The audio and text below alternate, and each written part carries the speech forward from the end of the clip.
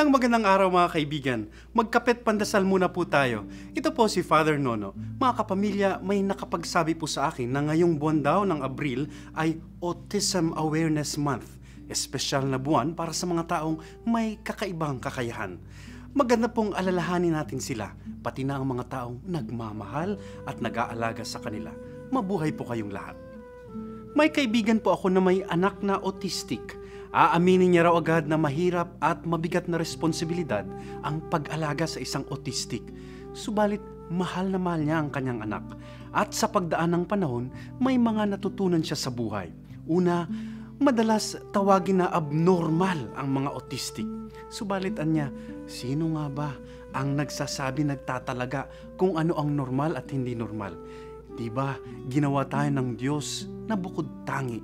Marahil, kakaiba nga raw ang anak niya. Hindi matalino, hindi matatas sa pananalita. Subalit, di naman daw marunong magsinungaling. Napakatotoo, napakadalisay. Pero ang pinakamahalagang natutunan niya raw sa anak, kung paanong magmahal.